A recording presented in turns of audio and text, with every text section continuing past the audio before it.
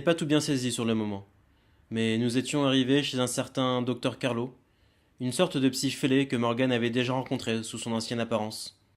La fameuse Lotte habitait chez lui, parce qu'il avait l'habitude d'héberger certains de ses patients. Et, dans la vraie vie, Lotte était une sorte de pensionnaire d'une maison de repos un peu particulière. C'est une chance que nous t'ayons trouvé avant la Dame du Lac, mais il faut partir d'ici. Nous l'avons retardée en détruisant Lancelot, mais elle va le reconstituer. C'est qui Lancelot? Bah voyons, l'acolyte de la Dame du Lac, celle que tu as précipitée dans le puits avec l'aide de l'alchimiste. Mais elle est pas... Enfin, je veux dire, vu la chute... C'est un golem de l'enchanteur, ne l'oublie pas. C'est une machine qui peut être recréée. D'ici peu, tu la verras réapparaître, comme si de rien n'était. Je te l'ai déjà expliqué, tu suis ou pas? Ah, oh, poverino, ah, lasciatelo. Oh, déjà que moi j'ai eu beaucoup de mal à admettre votre histoire de métamorphose. Oh, quand vous m'avez dit que vous étiez Morgan. Ah, veramente, hein. Je vous avouerai que je ne vous ai laissé entrer que parce que j'ai une grande habitude des psychopathes. Alors, allez-y doucement avec ce ragazzo, hein, piano. Comment voulez-vous que le malheureux s'y retrouve? Mais C'est comme votre histoire de cécité à géométrie variable. Hein? Alors là, vraiment, on est en pleine autosuggestion. Hein? Et tantôt elle voit pas, elle voit pas. Là. Io non capisco niente. Mais c'est parce que... Ah, lo so. Vous allez encore me sortir quelques, come si dice, billevesées, hein? Comme je ne vois plus, moi je vois les labyrinthes et tout ce qui s'y rapporte, patati e patata. Ma non è possibile una cosa simile. je vais vous expliquer. Croyez-moi, cara signorina Morgana, ou qui que vous soyez, vous et la signorina Lotte ici présente, avez véritablement de grands problèmes d'acceptation du réel objectivé. Nous sommes parfaitement raisonnables, docteur. Oui, nous le sommes vraiment. Nous savons juste des choses que vous et les autres ignorez encore.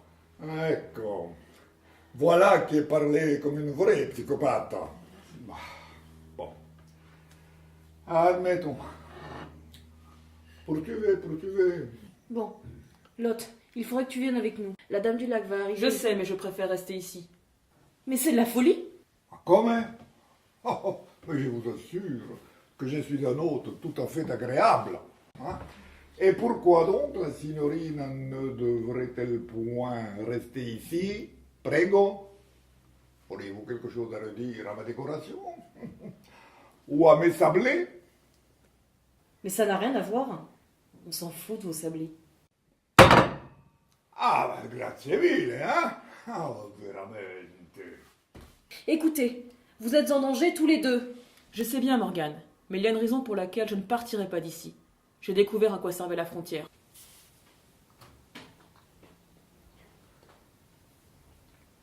Ouais. C'est quoi la frontière?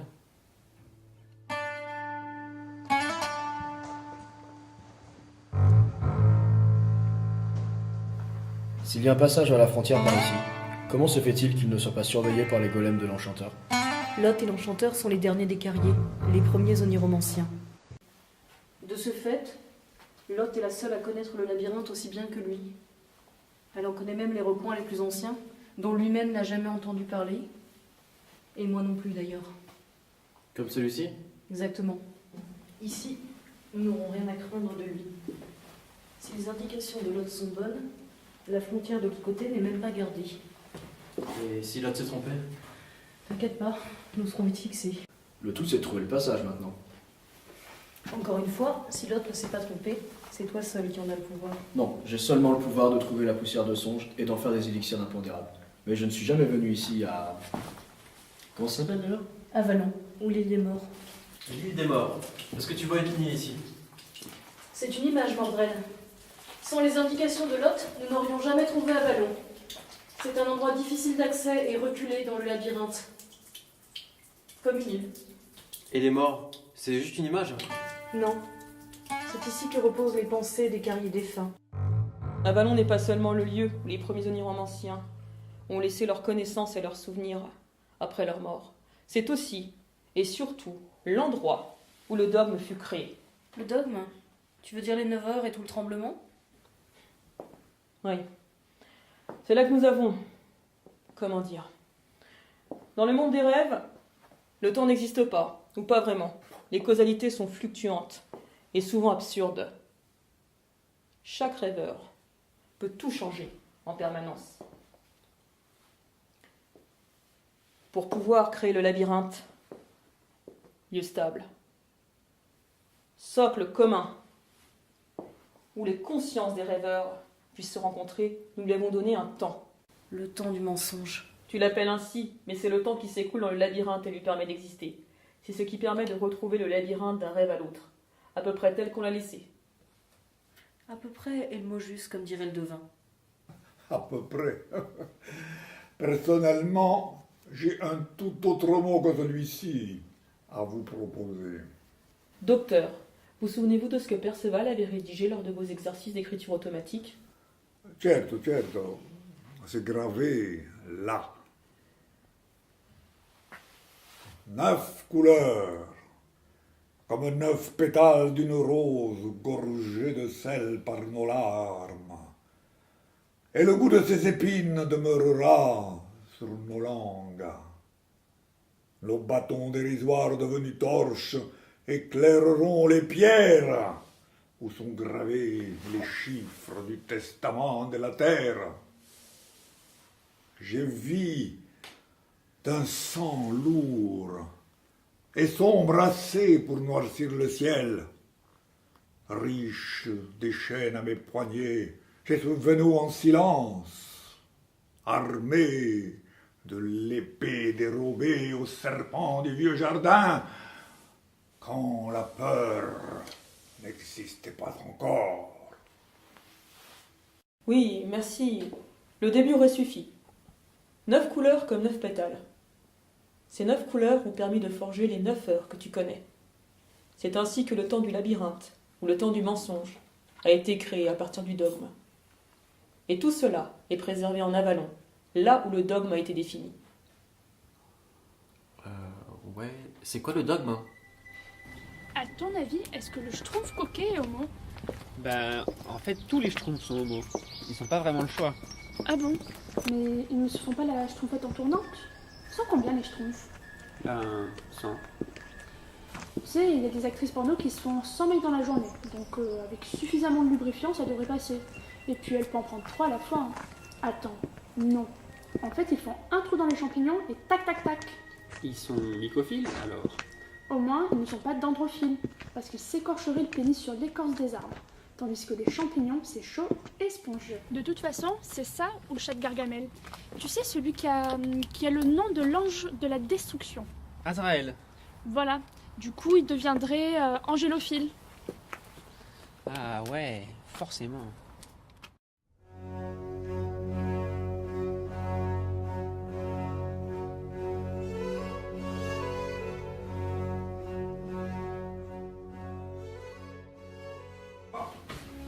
Ah, dite donc, ma che cosa significa questa intrusione? Ne vous en faites pas, docteur. Je crois que c'est pour moi. Tu es venu achever ton ouvrage, c'est ça? Tu étais la dernière, Lotte. Par respect pour le passé, l'enchanteur te laissait vivre. Tu as trahi sa confiance. Il t'a condamné à mourir ici comme là-bas. Vivre sans rêver. Quel intérêt! J'ai transmis à Morgane tout ce que je savais. C'était mon ultime exploit. Et la dernière défaite que je voulais infliger à l'enchanteur. Quelle défaite! Pour chaque revers que vous nous avez infligé, nous reprenons du terrain sur vous. Pour chaque chose que vous avez détruite, nous en reconstruisons le double.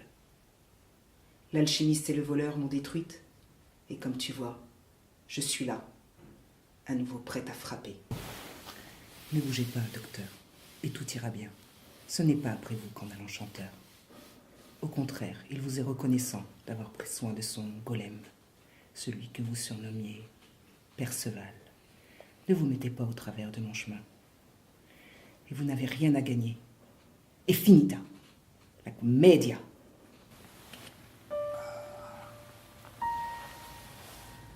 Tu ne tenteras rien pour t'échapper? Si j'avais su que ce serait si facile. Je suis épuisée. Je savais qu'une fois que Morgane aurait utilisé le chevalier petit pour me retrouver, je pourrais en suivre la trace et arriver jusqu'ici. J'aurais pu suivre Morgane et fuir encore. Mais je crois que vous avez raison. Il est temps de tirer le rideau. Je suis prête à rejoindre mes pères en Avalon.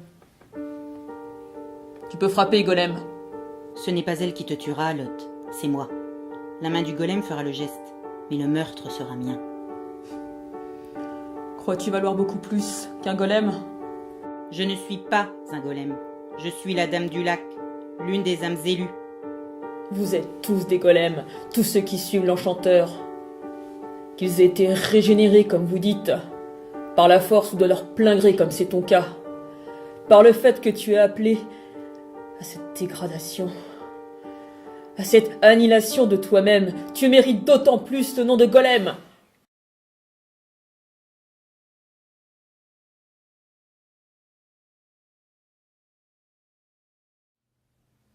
Dio mio, ma vous l'avez? Non, elle vit toujours, mais elle ne pensera plus jamais. Elle restera ainsi prostrée jusqu'à sa mort. Et dans sa tête, j'ai fait le vide. J'ai abattu tous les arbres, j'ai asséché les puits et j'ai rasé toutes les demeures. J'ai aboli le ciel, la terre et l'horizon. Il ne reste plus en elle que le néant et la peur de l'abîme. Tu recueilleras de la poudre de songe en 9 endroits différents d'Avalon, un pour chaque heure. Le sang, les chaînes, les silences, les roses, les épées, les bâtons, les larmes, les chiffres, et surtout l'heure innommable, celle que l'enchanteur n'a jamais pu nous reprendre, celle où nous reprenons l'avantage sur lui, ses masques et ses golems.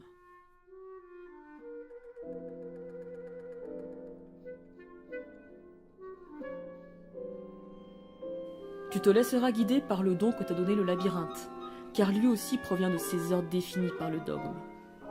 Tu le dois à l'heure des chiffres, celle qui permet de voir l'invisible.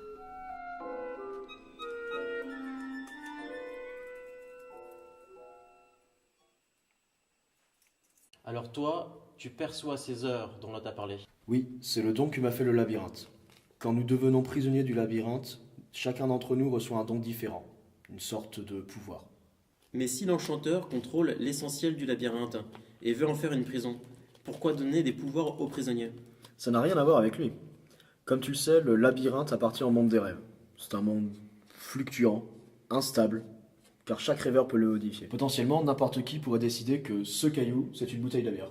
De quelle marque? Mais on s'en fout, n'importe laquelle. Ah ouais, c'est puissant. Du coup, j'imagine qu'ils font un truc pour éviter le boxon. Pour limiter le... Comment elle dit déjà? Le lubrique? L'hubris, la démesure, le bordel quoi.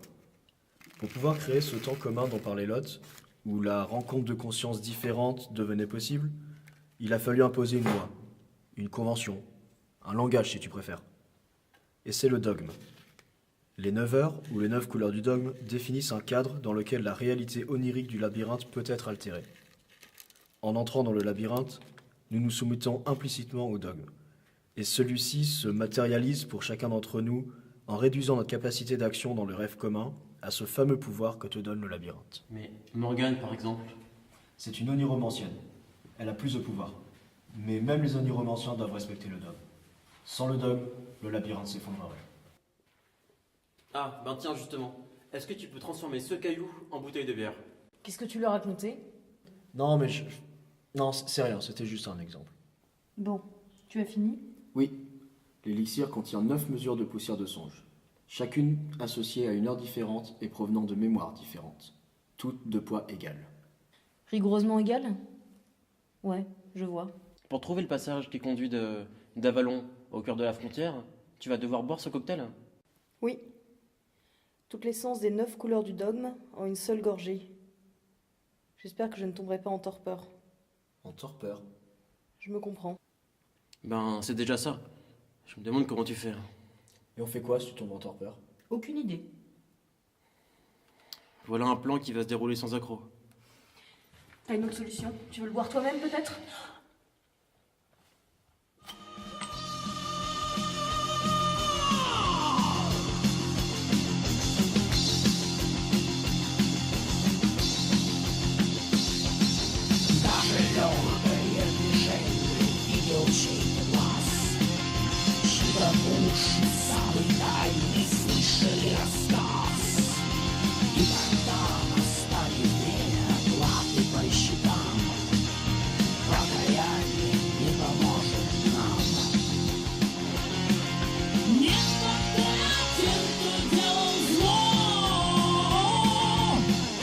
Alléluia.